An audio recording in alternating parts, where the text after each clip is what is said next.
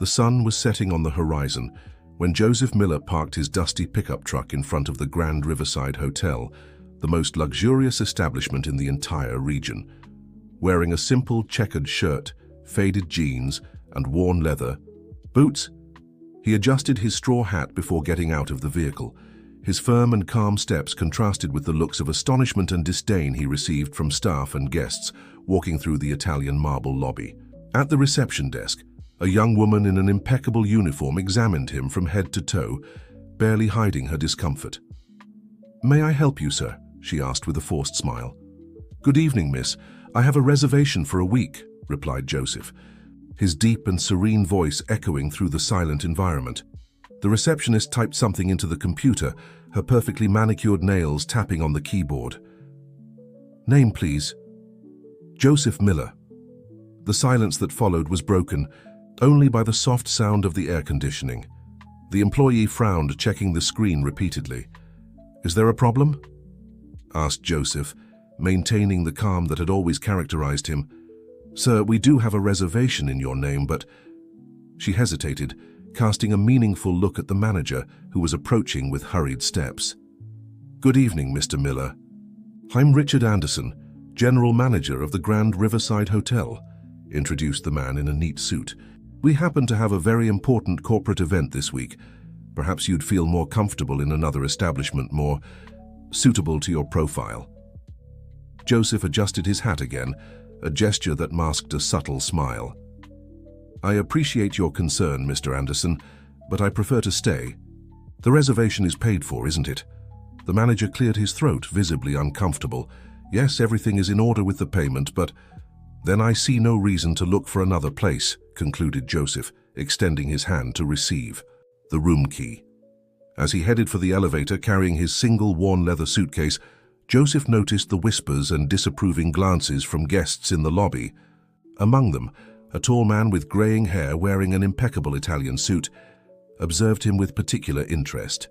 Later in the hotel restaurant, Joseph occupied a discreet table, ordering the daily special without even consulting the menu. The sommelier approached with a poorly disguised expression of superiority. "Would you like to see our wine list, sir?" "That won't be necessary. Bring me a water, please." On the other side of the dining room, Edward Montgomery, the gray-haired man who had observed him earlier, was dining with a group of businessmen. His eyes never left the simple figure of Joseph, who ate quietly, oblivious to the mocking comments and laughter from neighboring tables. "It's unacceptable that they let just anyone in here," Montgomery commented loudly, ensuring his voice reached everyone's ears. "This isn't some roadside inn." Joseph continued his meal, unperturbed. The tension in the room increased with each passing minute, until Montgomery stood up, walking decisively towards the farmer's table. "Hey, you! Who do you think you are to infiltrate a place like this?" he vociferated, placing his hands on Joseph's table. The farmer calmly raised his eyes, meeting Montgomery's furious gaze. "I'm just having dinner, sir. I don't want any trouble." "Don't want trouble? You should have thought of that before invading an elite environment." Montgomery raised his voice even more, attracting all eyes in the restaurant. "People like you don't belong here." Joseph remained silent, his serene expression contrasting with the other man's fury. That's when Montgomery, in a sudden gesture, slapped him across the face, causing the straw hat to fall to the floor. The silence that followed was deafening. Joseph stood up slowly, picked up his hat, and without saying a word left the restaurant. His face showed no anger or humiliation, only a disconcerting calm that intrigued some of those present. Among the staff who witnessed the scene, Marina, a young chambermaid, observed everything with a mixture of indignation and curiosity. Something about the calm behavior of that simple man intrigued her deeply. The next day, Joseph woke up early and went to have breakfast on the hotel terrace, where he met Charlie, the young chef in charge of the kitchen. Unlike the other staff members, Charlie treated him with respect and simplicity, personally serving him a typical country breakfast that wasn't on the menu. "You remind me a lot of my father," Charlie commented while pouring more coffee. He was also a man of the land, simple, but with a dignity that many people around here don't have. Joseph smiled, his first genuine smile since arriving at the hotel. "Sometimes, young man, People confuse simplicity with simplicity of spirit. They're very different things. As they talked, Montgomery and his group of businessmen arrived for a meeting in one of the conference rooms. Among them, Joseph recognized important figures from the business world, including some faces that were strangely familiar to him. Marina, the chambermaid, passed by them carrying clean towels and cast a meaningful look at Joseph. There was something in her eyes that suggested she knew more than she appeared to. In the lobby, Richard, the manager, was organizing preparations for a grand gala event that would take place at the end of the week. His expression still showed discomfort with Joseph's presence, but something in his instinct told him that there was more to this simple man than met the eye. Joseph observed everything attentively, his eyes recording every detail, every whispered conversation, every exchanged glance. In his room on the table rested an old leather briefcase, its contents holding secrets that would soon completely change the destiny of everyone in that hotel. The next morning brought a different atmosphere to the Grand Riverside Hotel. The buzz started early, when a black limousine parked in front of the hotel, and a man everyone immediately recognized stepped out. It was Joseph Miller, the billionaire owner of the country's largest agribusiness group. To everyone's astonishment, he wore an impeccable suit but kept the same straw hat from the night before. Richard, the manager, nearly fainted when he recognized Joseph as the same man he had tried to dissuade from staying at the hotel. He ran towards him, stumbling over his words. "Mr. Miller, if we had known, please accept our most sincere—" "It's not necessary, Richard," Joseph interrupted, his voice maintaining the same serenity as the day before. "I prefer we continue as is. After all, I'm still the same man as yesterday." The news spread through the hotel like wildfire. Within minutes, everyone knew that the simple farmer was actually the owner of not only the land where the hotel was built, but half the state. Montgomery, who had starred in the slapping scene the night before, locked himself in his suite upon receiving the news. His associates were desperately trying to contact him, but he refused all calls.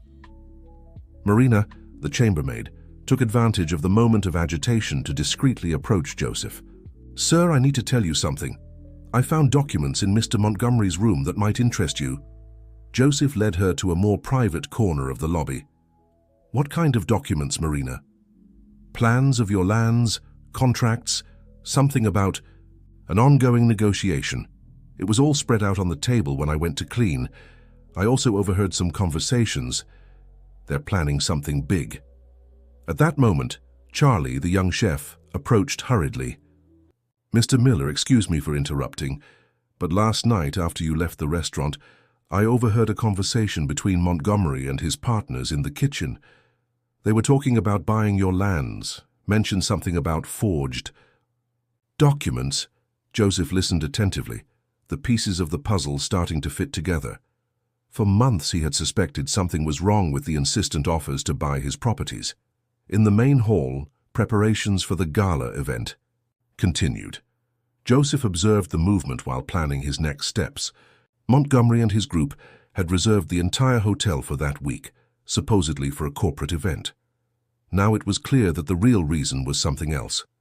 Regina Sanders, the elegant wife of one of Montgomery's partners, approached Joseph with a studied smile. "Mr. Miller, what a wonderful surprise.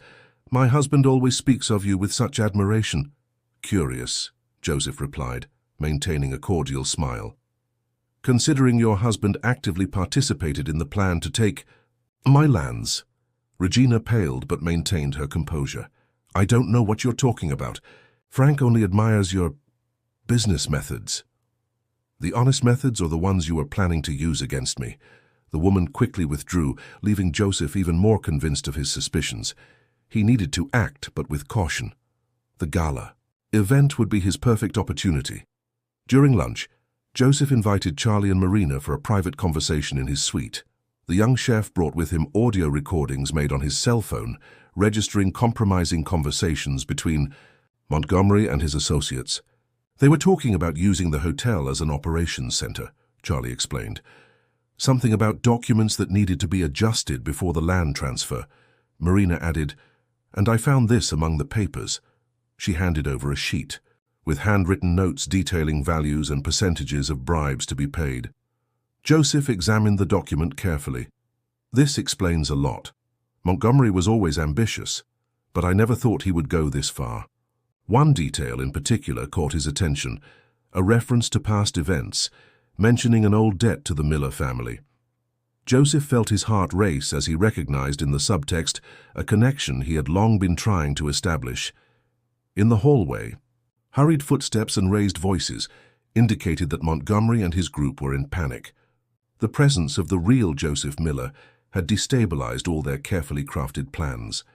"The original contract needs to disappear," Joseph heard someone say as he passed through the corridor. "If he finds out what really happened back then—" Joseph smiled discreetly. They had no idea that he already knew much more than they imagined. The gala event would be the perfect stage for his final move, an opportunity to not only expose the truth, but also teach a lesson about respect and dignity. As night approached, Joseph made an important call. On the other end of the line, a familiar voice confirmed that everything was ready for the next day. The evidence he had collected over the months, added to the recent discoveries by Marina, and Charlie would form an irrefutable dossier. The sun was setting on the horizon, painting the sky with shades of orange and purple. From the hotel terrace, Joseph watched the movement of cars arriving for the event. His straw hat, now a symbol of his true identity, rested on the table beside him. Tomorrow, he thought, everyone will learn that a man's worth is not in the clothes he wears or the money he possesses, but in the character he carries in his heart. The ballroom of the Grand Riverside Hotel sparkled under the light of dozens of crystal chandeliers. The guests, all in gala attire, circulated among champagne flutes and whispered conversations. Montgomery, apparently recovered from the initial shock, commanded his group with his usual arrogance, although a keen observer might notice the slight tremor in his hands. Joseph Miller, now wearing a tailored suit but still with his inseparable straw hat, walked through the room, causing different reactions. Some approached with fawning smiles, others moved away embarrassed, remembering the treatment they had dispensed to him days before. Marina and Charlie, specially invited by Joseph to the event, observed everything from a strategic corner. Ithia, chambermaid, wore a simple but elegant dress, a gift from her new ally, while the chef maintained his impeccable uniform, proud of his position. "Mr. Montgomery," called Joseph, approaching the main group. "Can we talk in private?" The businessman hesitated for a moment, but his arrogance spoke louder. "Of course, Joseph. By the way, about the other day—" "Don't worry about that now," interrupted Joseph, guiding him to an adjacent room. "I want to talk about the past, specifically about what happened 30 years ago, when my father was still managing these lands." Montgomery visibly paled. "I don't know what you're talking about." "Yes, you do," continued Joseph, his voice calm but firm. "In 1994, my father helped your family when you lost everything. He not only forgave your debts, but also gave you a loan to start over, a loan that was never repaid." "That's ancient history," Montgomery tried to deflect. "Ancient history that you tried to erase from the records. But you know what my father always said? Paper keeps everything, son." And he was right. Joseph pulled out a yellowed envelope from the inside pocket of his jacket. "I found the original contract in the old farm office, the same one your men searched for months." Montgomery's expression alternated between fear and anger. "What do you want?" "I want you to understand something fundamental. Humility is not weakness, Edward. My father taught me that a man is worth his character, not what he owns. He helped your family without asking for anything in return, just because he believed in the goodness of people." The words hit Montgomery like a punch to the gut. Long repressed memories came flooding back.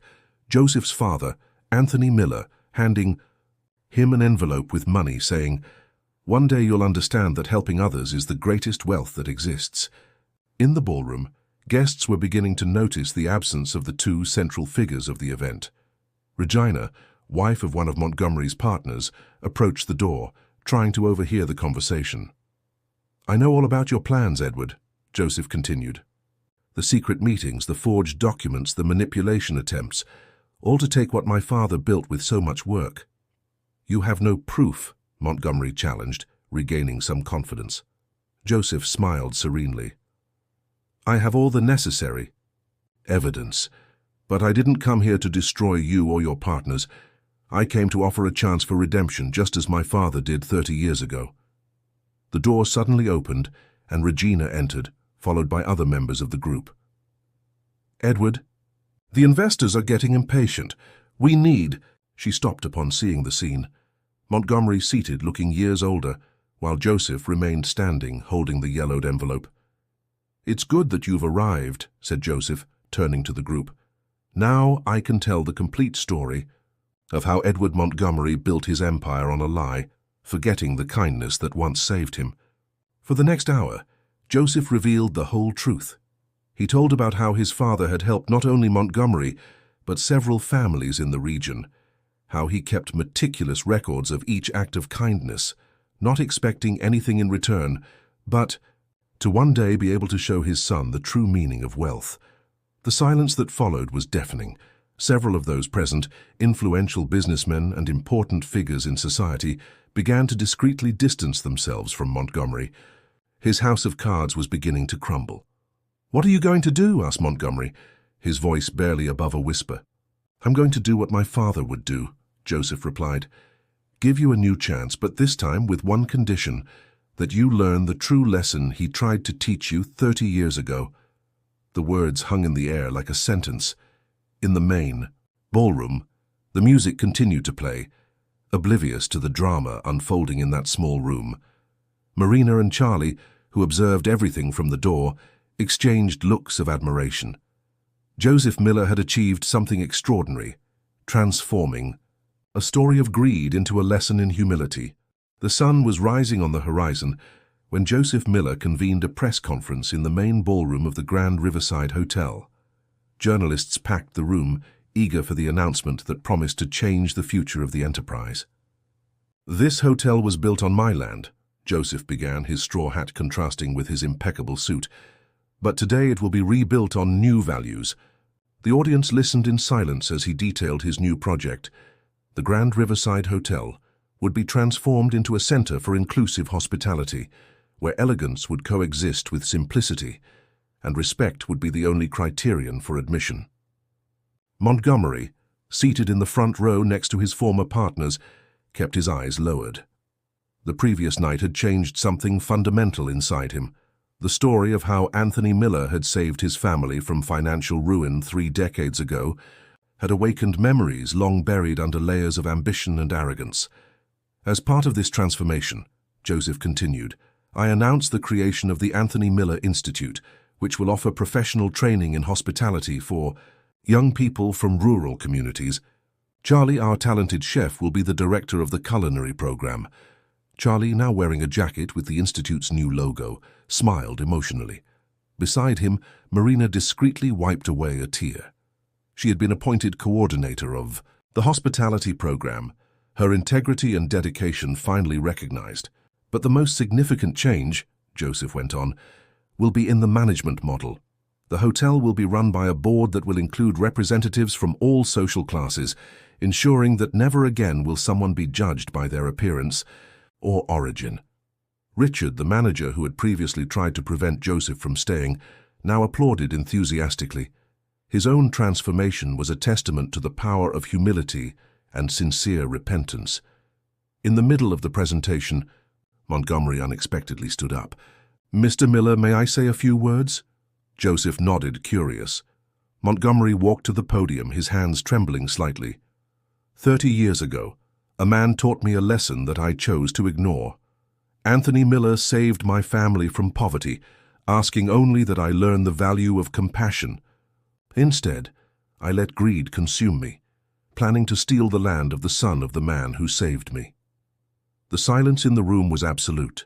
Montgomery continued, "Today, I want to announce that I'm donating half of my fortune to the Anthony Miller Institute, not out of obligation or fear, but because I finally understood the lesson. Our true wealth lies in the good we do for others." Camera flashes illuminated the room as Joseph approached Montgomery, extending his hand. The simple gesture symbolized more than a peace agreement.